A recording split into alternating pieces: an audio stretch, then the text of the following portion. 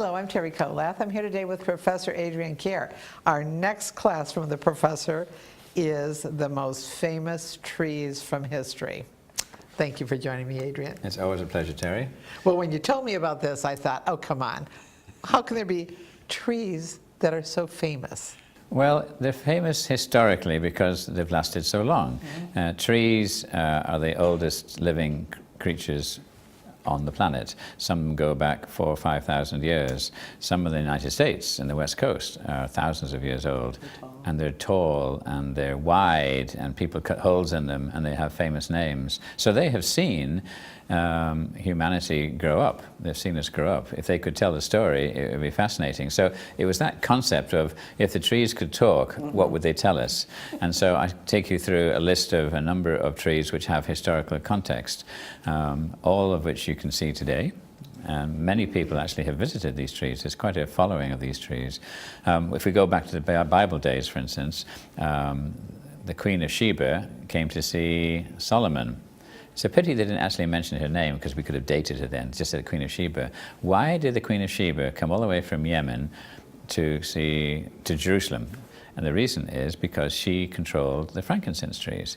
And she wanted to meet the powerful King Solomon with a view to setting up a trade deal, perhaps, to sell her frankincense to Jerusalem.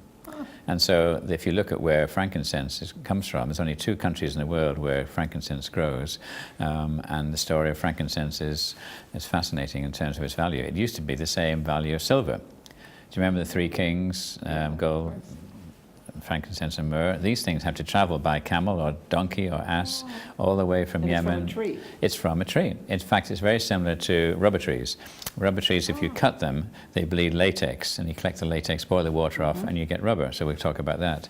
And then another spin-off was that the American car industry was looking for locally made latex because it all came from British-owned colonies, particularly Malaya. So Harvey Firestone and Mr. Edison and Mr. Ford all met in Fort Myers and said, we can't be dependent on English colonial latex. Let's find our own tree that can make rubber.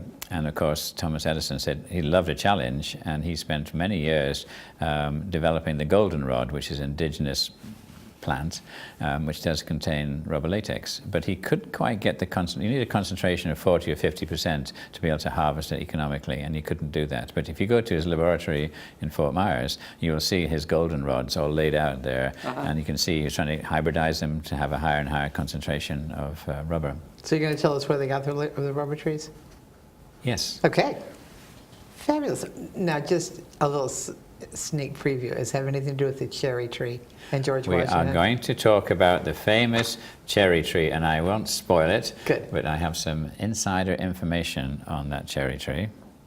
And also with American history, the trees in New England often had political significance because those naughty, independent-minded colonists would actually sneak out to a pub somewhere in Massachusetts or Connecticut, and they would meet and gather and plot. And there's a couple of stories about those trees, which are still there today. Interesting. They're important trees. So we're going to really look at history in a very unique way with Yes. you, as usual. Yes. Hope you'll join us for most famous trees from history.